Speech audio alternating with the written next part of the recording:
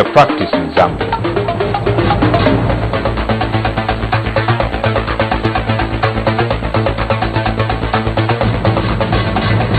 Introspection, cutting-edge analysis and incisive critique of Zambian media practice. Only on Prime TV, every Saturday at 18 hours.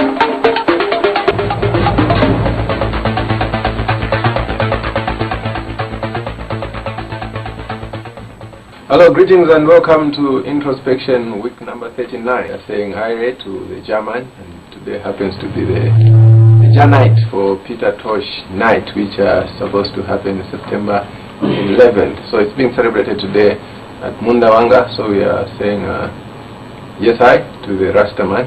That is how I'm carrying this and carrying this. So we'll get into details because Peter Tosh talks about human rights, and this program is about rights and freedom of expression as well as other rights.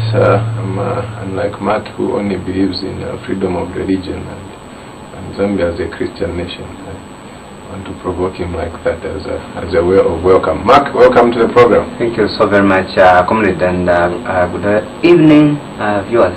Yeah. How's been your week? Well, the week has been good. I think it's been fine. We had the Parliament opening and National Assembly, yes. Yes, Parliament. Okay, so Parliament is when they are making laws, and National Assembly is when all of them meet. Like the President is there, the Speaker of the National Assembly is there, and many other parliamentarians, including invited guests that may come to actually attend that particular function. That is the National Assembly, and obviously we need to put that on record. Okay. And I think we've seen media houses, as this is introspection, using the two words interchangeably, where they're talking about Parliament when they mean National Assembly. So this should be put on record on this particular program. Okay. Wow. I thought you're mixing them. I'll get back to you on that argument. Correct. Yeah.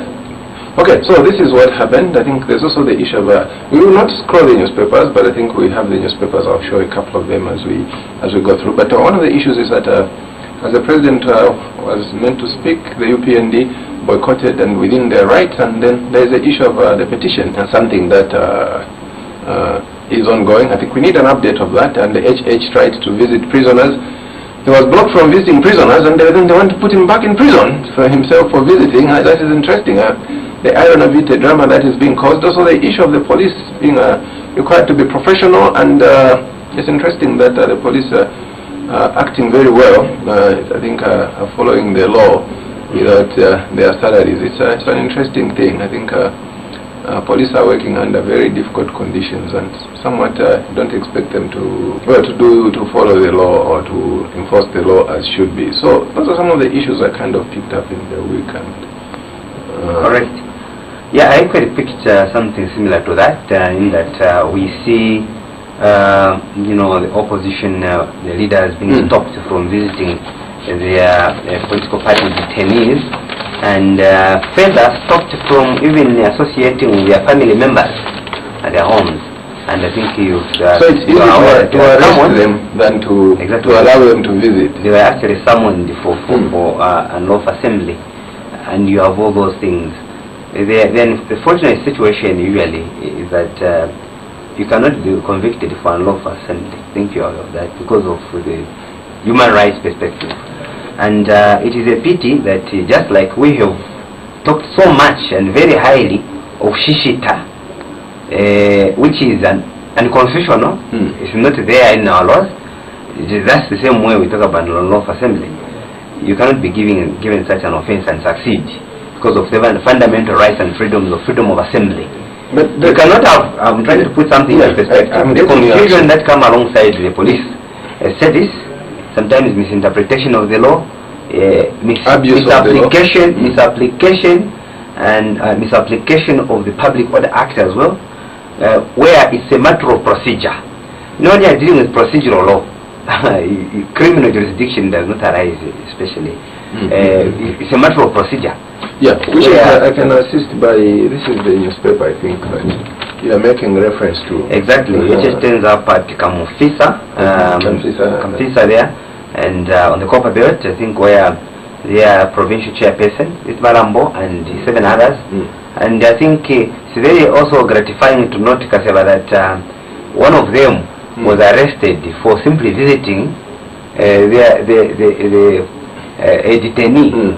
Yeah. So there's also something. No free press, no aid. That's Miruki. I think Professor Sasa echoed similar words, because you may be interested to note that usually the IMF touches press freedom, media freedom, to issues of aid. They are very particular, even when it comes to issues of human rights. The International Monetary Fund, this is an institution. Here comes the one on the cops are looking for the watchdog. Cops hunt watchdog, raid, high telecom servers, 10 staff. Those are situations which we are grappling with. And this is a Copperbelt police summon. Exactly, and the other thing that we need to also take into consideration is that you cannot hunt an online media house, because we do not have such a law. I think you are aware of that. Yeah. What you should be doing is that there should be an offense. So there should be, what is the offense there? The issue of watchdog being, well, this is Facebook. What they are dealing with is Facebook. Exactly. They are not touching the... It's online media they are dealing with. This is an American project. Correct. Facebook is, it doesn't have a... We are likely to commit suicide. I think China tried these tricks. I think you are aware that they tried to regulate Google and also tried to regulate what people needed to access online. Unfortunately, this is an IT age. We cannot be talking about digital migration. On the other hand, we want to enforce draconian laws. It does not happen that way. So what we need to appreciate is that you cannot fight technology. This is also I think that is very important, and we need to put it in record. The strategy of domination, PF against opposition, UPNB. This newspaper, for me, the interest is that that's the very story that has put Martha Mishipen, I'm almost saying, in soup or in trouble. Well, that's the Voice newspaper. Yes. Okay, this is what a paper that we have not for a very long time considered, especially where they've created quite a number of interesting headlines where they're talking about strategy of domination, PF against opposition, 2015-2016, and this is a public document, Mark, but it's being credited to being found in someone's office, and that becomes an offense. Last time I think we talked about it. And, why dove failed to fly from Lung's hand. I think we talked about this issue. I think they are just trying to nail it. That is the church. They are trying to give it a different, possibly a more thorough explanation, as we explained last time, that when you quarantine a dove, it is like imprisoned. So the moment you allow it to spread its wings, Kaseva, it flies for its life. So to throw it in the air, you will help it, you aid it to go up, and then it goes down. Obviously, it creates a lot of symbolic conclusions. I've tried to ignore this story as not being big, but it's a big story. Look, it's not happening in Zambia, and it's not something. Manawasa, I think Sasha, and all these some European states, they've done that type of symbolism as a way of trying to... The president has also written a wrong date, and so when you get to dig into these symbolisms, what are you saying, Mark? On the constitution, he may publicly made a mistake of a big show where the whole stadium was watching, and he writes a wrong date. He's writing January 5, he writes February. Yeah, so it is it gaps that public, can I say, silly mistakes, or maybe, for lack of a better term, so I tend to think about what you are trying to obviously put across is the fact that the president is not infallible, right? However, because of protocols, it's very unlikely that you're going to see a statesman, Barack Obama, making mistakes. Because these are people that are drilled, they are prepared, they have no usually independent, thinking on a number of governance issues.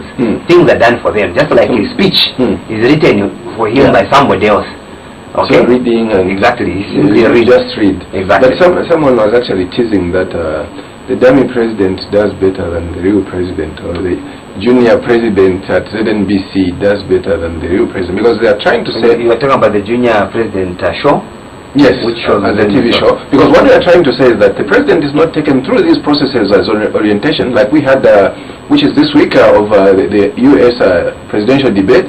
our president goes in like he knows everything. No, and that is how I think you're talking about drills. World over, statesmen are actually taken into some form of drills. They are made to sit in front of the camera and they are taught to read so that they also understand issues of posture. I think they are very important. The dressing, how they use I think we are losing it, Mark, because I'm trying to say where we are coming from. Why these things are happening. You want me to continue? No, I'm listing how many. That shows you that the dummy president, I don't want to make that argument that the dummy president is better than the real president, but the issue is that the real president has made gaps that show us that this person is not doing the correct thing. Like, even when he reads the speeches, what he's going to, for example, when Sata just started, he was reading one line and making commentary throughout. Sata obviously was a different character. Yeah, but in many cases what he used to do, he was one man who never stuck to the written down document.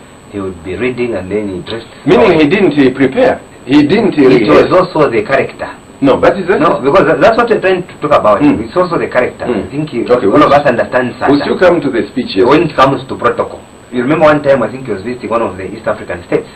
There was a red carpet and so on, and he ignored protocol and he just went off the carpet and started shaking hands with the people and so on, cooks and shouting at the diplomats and all those things. So it's also the character. Yeah, which is not. But these are wrong things that we are saying, Mark. You cannot be excused. You cannot have immunity to do wrong, or you cannot have impunity because you are a wrong character. Just like when the president talks. For example, one of the issues you get when the president stole a line from Obama. I think in Buhari. Yeah, it was a scandal. It was a big issue. Yeah, Buhari became an issue. Mrs. Trump, it was an issue. Yeah, where it became an issue, and you know it's plagiarism. Yes. Because you need to acknowledge. That's why I'm using the word distort to show you the extent of wrong, which here it is not an issue. Correct. Buhari, it was an issue. Mrs. Trump lifting Mrs. Obama was an issue until the president of Zambia stole a line from Obama and was pontificating at the UN General Assembly before Obama. Now, what we need to do is, what we are saying by plagiarism is that you're basically getting someone his work and they want to pretend that it's... But I'm using conscience. You want to claim originality of information, that you are the architect of the information, so you present it as yours, meanwhile you got it from somebody else. So the ideal situation is that when you are going to get information, or information that is written by Kaseva Mashila Kaseva, you should acknowledge that as Kaseva indicated in his writing, if possible even actually mention the title of the book, or simply the author's name as stated by Abraham Lincoln, ABCD. Okay, he did that in this speech on, he quoted Mandela. And so we'll come back to the issue of we obviously put in into perspective. Speech analysis. I still want to talk about, I've carried this smoking pipe to, as in dedication to the Rasta man. Do you use it, or is it just that is part of the discrimination we want to address. But every time, it's just like me seeing you walking with your wife hand in hand, and I said, you do...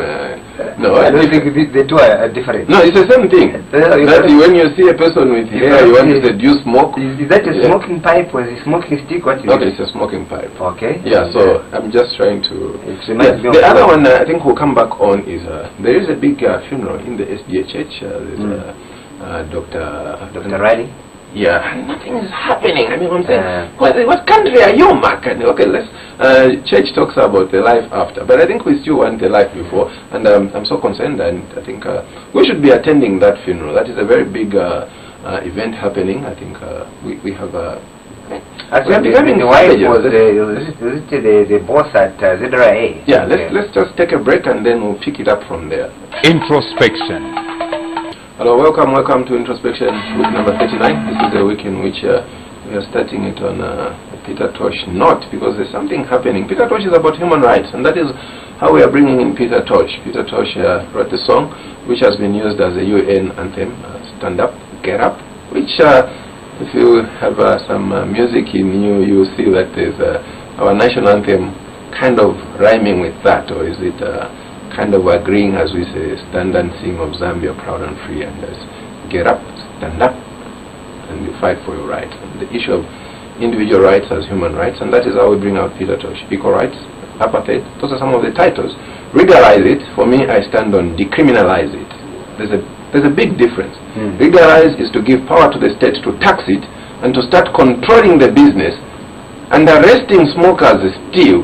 While decriminalizing is to attend to the issue of it not being a criminal offense but being a nuisance, I think, or even not being an offense at all. That is the difference. And I think we'll go, I'll read a bit of it. We ended on, you want to make a comment on it? You want to make a... Well, not so much because you've left it. And what I was simply saying is that when you are saying legalize it, you are talking about marijuana. Yes. Usually there are two contending forces where that issue is concerned. I wish you had the Rastamen that came, especially those that are proponents of legalizing the vice. We are aware that there are countries that have legalized the vice, and marijuana is... Why are you calling it a vice? It's a vice because... why we call it a vice in our context is because we call it immorality. So I want to be very categorical. It's not immoral, it's criminal here. Exactly. So that's what I'm trying to say, because it's a vice. So morally it's alright, criminally it's not. That is why it is morally it's alright. Well, I think in here, for Kachingoni and so on, it is accepted far wider than... I don't think so. Exactly. And I can tell you that chiefs and everyone and... you're exaggerating the situation. Well, I think you may want to do some research. There's a lot of damage and a lot of lying. One of the issues that has brought out the issue of legalizing is the issue of the drug enforcement agencies planting drugs.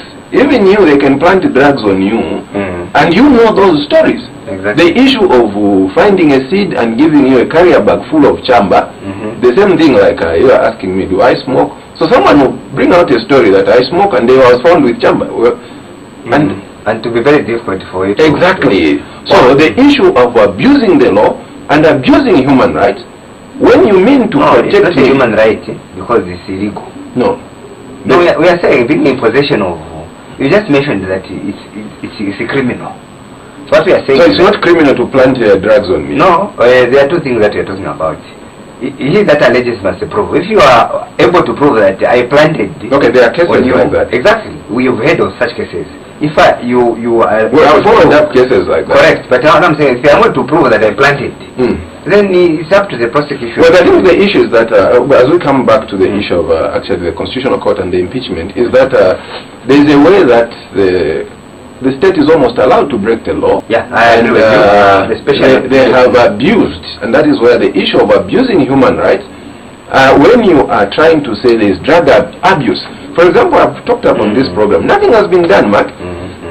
Mothers are giving children Piriton to sedate them into sleep, and the deck is saying nothing. No.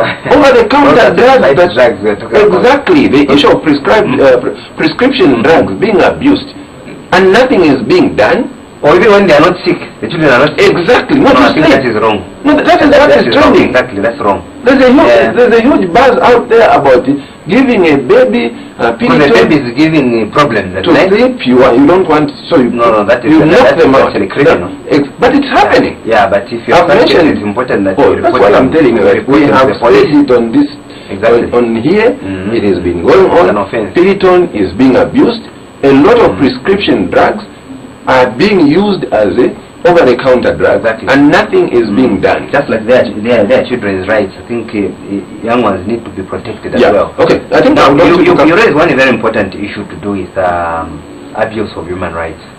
The situation in this country is degenerating, and the rate at which we are sinking, where the non-recognition of fundamental rights and freedoms is quite alarming.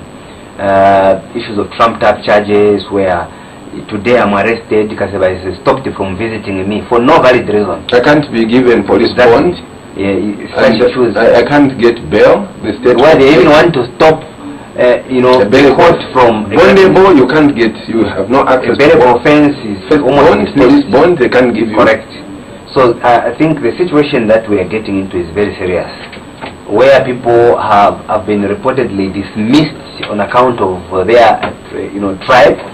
If because they were coming from a particular region, then they are sacked, all those things. we are not building the country, because some of these things that we are sowing in this country will haunt us, and it will be very difficult for us to actually... Okay, I wanted to come back to that line. I think you wanted to make a comment. We have made the issue of, I think you have... the death of C.D. Brooks is one of the giants in the... Charles Brooks. Yes, Charles D. Brooks, I think is very big in the SDSA, because he died almost at the same time as Muhammad Ali. Then he died. I've listened to many of his sermons, they are marvelous. Exactly, and you know, someone who was clearly larger than, like Muhammad Ali was bigger than boxing. C.D. Brooks was also bigger than religion. The man was really great. You can still find on YouTube, you can find many of his sermons. Exactly. The man is great, and yeah, but so was voice remains. Yeah, but so was Dr. Raleigh. Dr. Raleigh has been. We had Jen the Crouch, the wife of the TBN founder. But this is not making. Dr. Raleigh, obviously, we may be thinking of other people that have been seen preaching, and especially in the Seventh-day Adventist Church, like Dr. Cornelius Matandiko. I think you remember the Voice of Prophecy speaker. His voice remains. I think there is one channel. Should be on Movie TV, should be channel 12 from there. So they still play many of these videos, but there is a pronouncement, the rate at which maybe we bury some of these voices, and possibly media awareness on what type of individuals these were. Dr. Raleigh to be particular. Father Umbeto, there's nothing, Mark. Exactly. It's also surprising that it's very easy for us to declare even a national mourning when a politician dies who was known for insulting. This is October, and we'll be having... And when a clergyman or a great man of God who is renowned in the ministry of the gospel dies, we have very little to write home about. Because that is something that we really need to take so seriously. And the issue of writing obituaries, you remember, you've always talked about all these things. They're very important. Even profiling. Right now, people are getting new positions. How many people are coming in for the first time? The parliament is 156 for the very first time. And how many MPs are first-timers, are freshers? But by now, we should have known the qualifications of these MPs. Exactly. And not relying on Wikipedia. So as they die, we also need whoever qualifies for a profile should qualify for an obituary. And also very interesting, also issue in line with the profiles of these MPs. It will help us understand what type of individuals occupy the cabinet. Exactly. The new ones that have come. The ones that have grade 12. Exactly. So you have as a minimum qualification. This is the first one. Also issues of underemployment. As much as these are political appointments, we need to also qualify one important point, that these are technically employed individuals that will have to be paid. They are salaried individuals that will preside over the affairs of the government. Yeah, there is a lot of the PF has depended on numbers, whereas they have thought debating is for the opposition. That there's a I'm almost saying, I think I'm not sorry to say there's been a lot of noise from 2001, a lot of too much running commentary. If you listen to Parliament and chanting, people that just go there, that is it. They can't stand. You have a lot of points of order from the right, which should generate bills. What is very interesting is that the clerk of the National Assembly oftentimes presents a number of documentations to the new parliament. The moment you are elected, standing orders are given to them. Motions, what type of motions are they? Substantive motions? But I want you to finish the line of obituaries and profiling, so that we finish that line, then we get to the issue, the speech and. Exactly. So issues of the obituaries. And cabinet had also obituaries. I think we've talked about Dr. Raleigh. What we are saying is that media houses, journalists need to really understand who Dr. Raleigh was, and what type of lifestyle he led, what contributions he made in the religious circles, and indeed beyond the borders of this country, not knowing that obviously he held positions in the United States. And the current president has joined the SDA to celebrate, I think, the 1 million mark. As in the milestone that SDA has grown. Oh, the numbers, yes, 1 million. Invited at National Stadium. So to really not recognize a church that has 1 million population. Especially, no, in fact, the recognition needed to be so paramount this time that they have established this ministry, which has to focus on religion. We needed to get more of this pronouncement of certain, clergymen that are actually leaving us or have left us. So it's very, very important that obviously certain things are actually put into consideration. Now, I can imagine how the Ministry of Religious Affairs is going to run. Given also and the national guidance, also given the variations in terms of doctrines, and there are so many disagreements that we have in the first place. So to have a ministry that will be an overseer of all religious activities may be somewhat tricky and controversial. That's the more reason we have not taken much. I want you to go back to the appointments, and I also want you to look at the issue of so the appointments, 9 more ministers, and the president is going to parliament 5 ministries short. Exactly. Yeah, and what is also important for us to note at this juncture is the fact that we have given Luinda as the justice minister for whatever reason. I mean, what do you mean for whatever reason? Exactly. This is a lawyer who is president. And what we should have expected that... And he picks an agriculturalist? He picks someone, and not at a higher level, but an agriculturalist at a very low level, to run the ministry. And people want to... Diploma is not a very low level, Mark. And people want to justify. This issue of justifying because it suits me is not helping the country. We know the capacity of many of these ministers that have been retained. We have law reform in place, Mark. We're already talking about going back to redoing the constitution, and I was just telling someone that you don't learn composition on the constitution. You don't also learn public speaking from debating the constitution, or you go to parliament, you learn parliamentary debate from the constitution. That is not in order. Yeah, and then the other thing that we need to also put into perspective is the aspect of misplacement of certain individuals like Dora Silia. A number of people could have expected Dora Silia to be maybe information in communications and broadcast minister. And Chimbakambwe goes to labor. Exactly, labor. Yeah. But we have this woman being thrown to agriculture. Okay. So these are some of the things that we are taking so lightly, but at the end of the day they are affecting us. Yeah. So we don't seem to learn as a country. We are not learning and we are not moving. Because this issue of try and error and say no, we have technocrats that because technocrats are not part of the cabinet, and they do not take bills. They will make proposals, but politicians will have a way of looking at things. And then they go to raise point of order. They want to justify things that they do not understand. And for me, I have a problem with that. We do not lack technocrats in this country.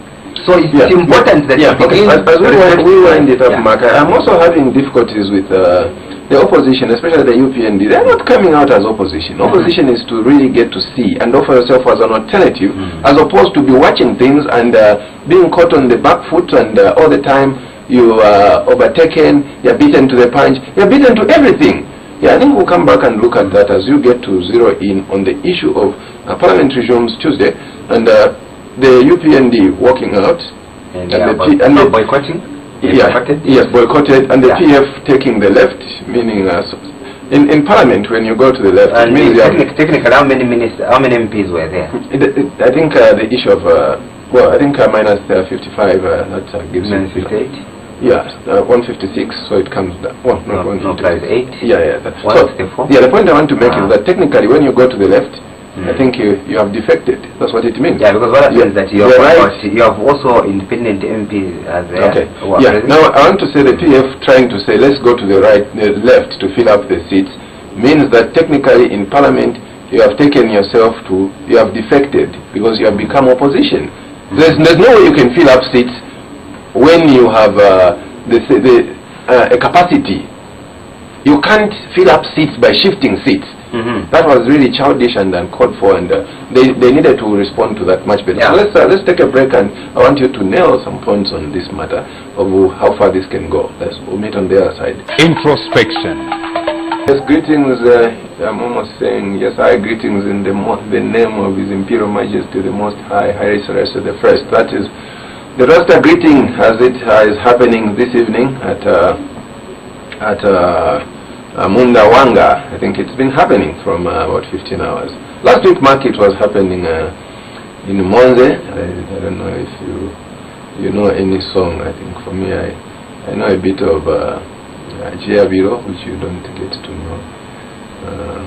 No, I understand. Those is it incantations? Yes? No, they are not called incantations. No, or is it traditional rap?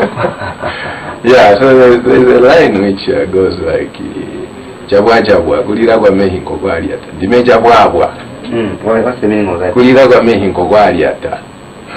Okay. We'll leave it at that. Well, I think you just introduced one very important issue that has to do with boycotting, and then you asked on how far it can go.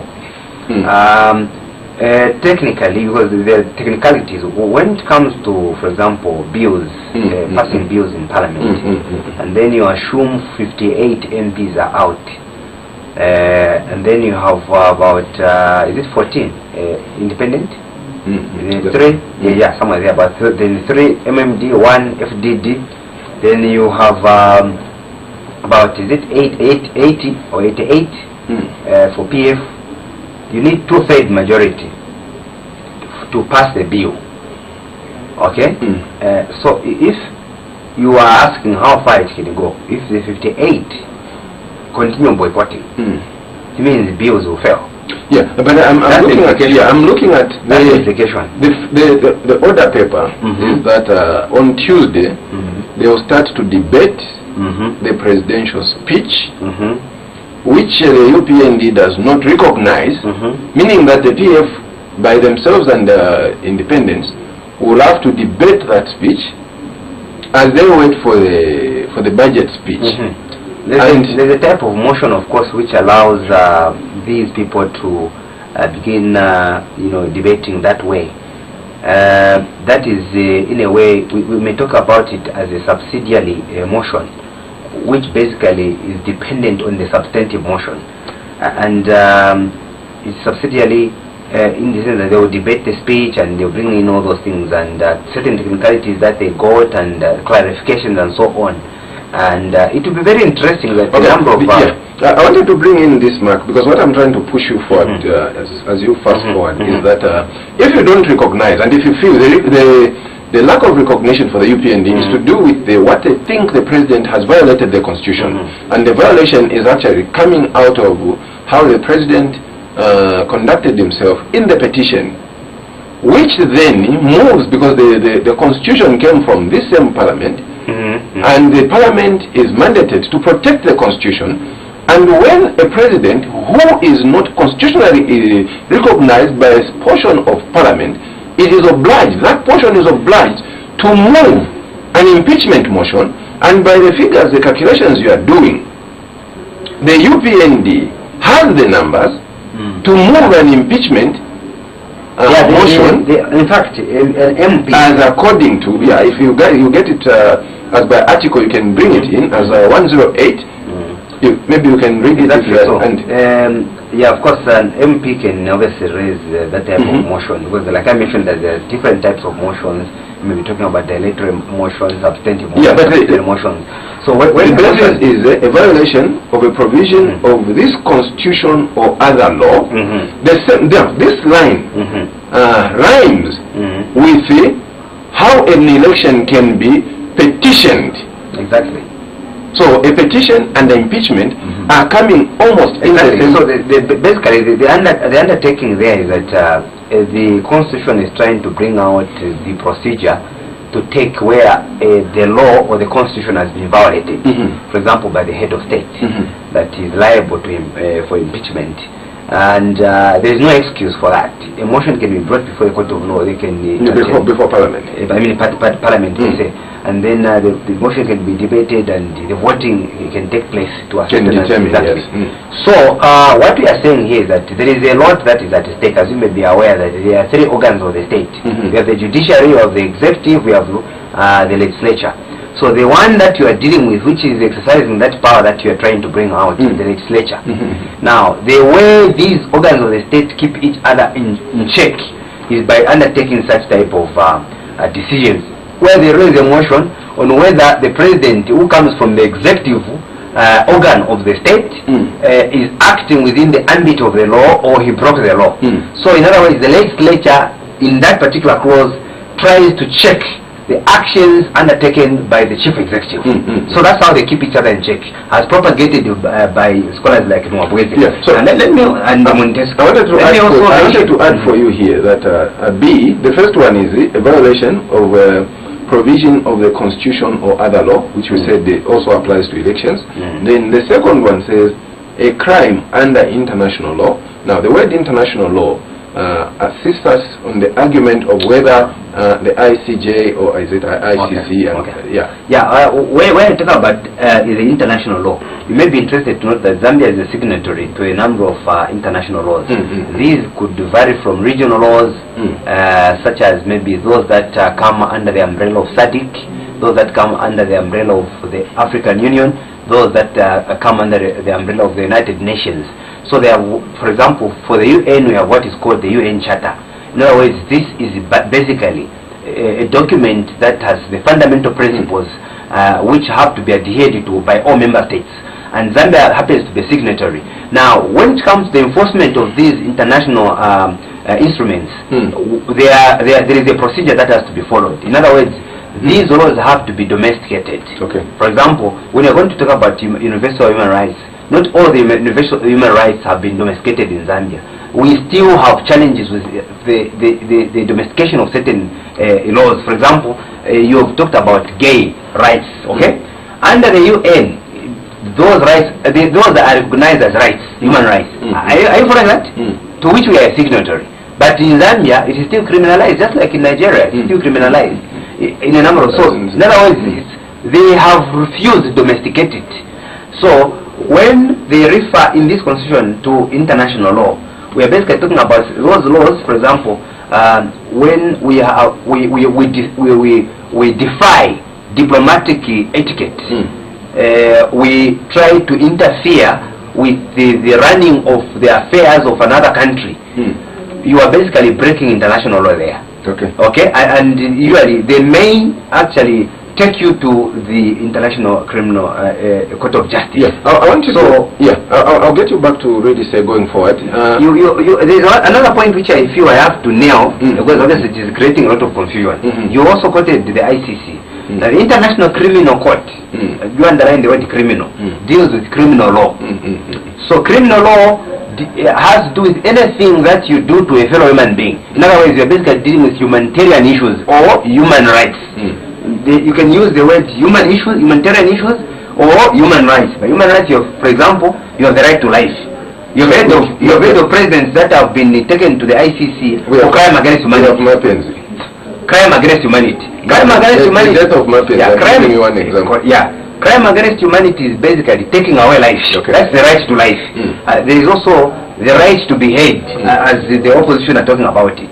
It's a human right, which is in our laws falls under Article 18 of the 1991 Constitution as amended in 1996. It's in the Bill of Rights, the right to be heard.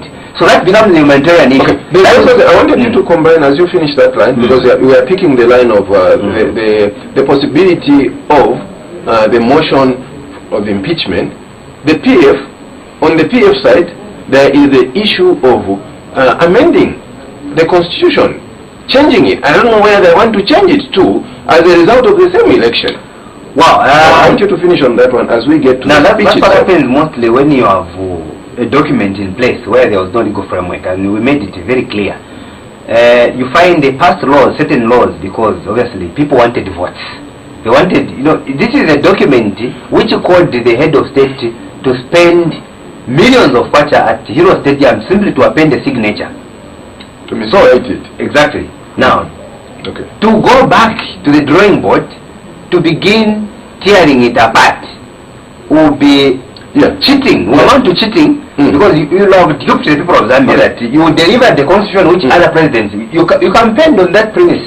Okay, Mark, I want to quicken you on the issue of speech analysis, because I want us to finish it on that. And one of the issues I'm interested in is personal characteristics of the speaker. Those are some of the elements of speech analysis. I think the audience who attends the speech The speaker has a message of text, and then the third one I'm just picking up. I've picked for the occasion for the speech and how we bring these together. I had a situation where some PF cadres actually confronted me about my news analysis, and they said, no, you sound like you are leaning towards UPND, and then you are insulting the president. And then as we argued, the other one says, no, Kamba Mchinyanja. They ordered me to speak. I said, no, I analyze in English. Now I realize we were not communicating. But why are you charging me with an offense of which you never heard of? You don't have the particulars of the charge you are giving me. So we argued. I said, oh, what you don't like is also analysis. It's not always that what you like is what is analysis, and what you don't like is not analysis. Now the point I'm trying to make is that this message is lost. The president's speech does not include those people. Theirs is just to cheer. Yeah, actually, I shared the platform with one of the PF members, I think, this morning, Reverend, on one forum.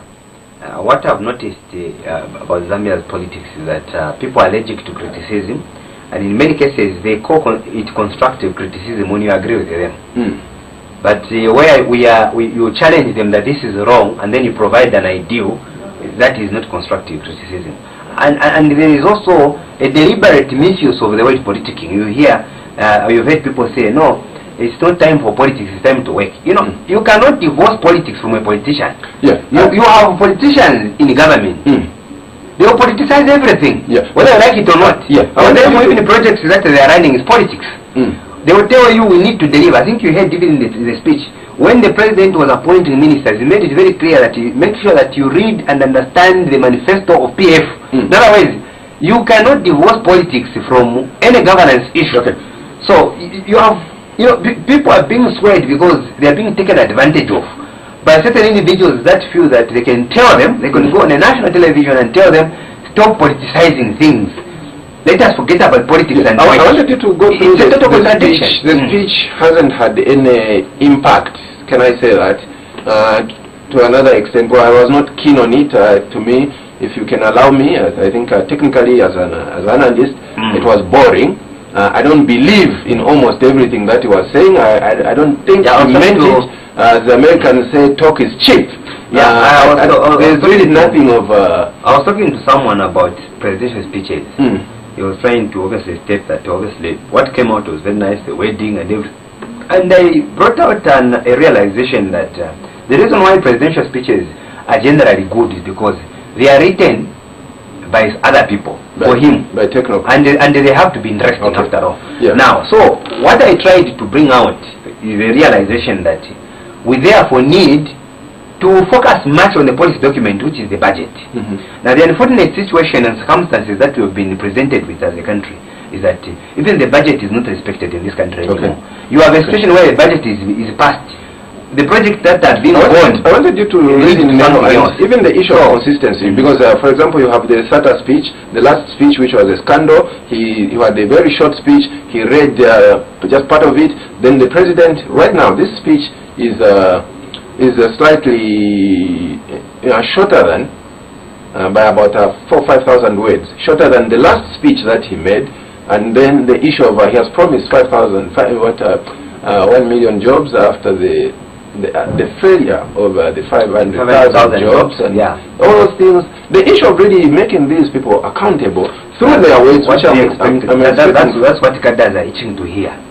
They don't have to be told the truth. I think at the end of the day, we make politicians say these things. That's why we want to confront them, to remind them, and to criticize where necessary, so that we can make them reflect that, look, you cannot get away with lies. You said this, and you've done the opposite. You can't say lies to the president. So no, why can't you? It's not an offense. What you're saying is that we are basically talking about. But we have reached that stage that you can't really. See, this we are trying to create the level of fear and oppression. This is what we should do with the speech. We need to have a session to hammer a speech, but which they will not. This is your only country where you can express yourself. If you went to Zimbabwe today, the moment you speak out, you'll be deported. So this is the only country where you can enjoy your freedom of expression. Thank you very much, Mark. I think I'll take part. You have already enjoyed the freedom of expression, so I haven't cut you. So this is what makes the program, week number 39. We will not have the Sunday one. I think we needed to nail issues. That is why we spent a bit of time away from the newspapers. This is week number 39. Coming from week number 32, where we had the elections, and the cabinet is not yet in place, and I think would have done a bit more justice to this issue of the speech, where it's not, there are too many restrictions on the speech. The same thing they have done with figures, the election results. People can't analyze, they don't do the analysis, they just pick them. I have the speeches here, I'm not even keen on reading them and start marking them. Because I'm not allowed to say what I find. If I find that it is boring, it's dull, I can't start to say of what things and what lies are being taught. So I'm also kind of upset that I'm going to be told what to do after I have read and analyzed and studied and disagreed. So that is what we make of this program. We'll come and touch it again. So we'll see you next week. Thank you very much.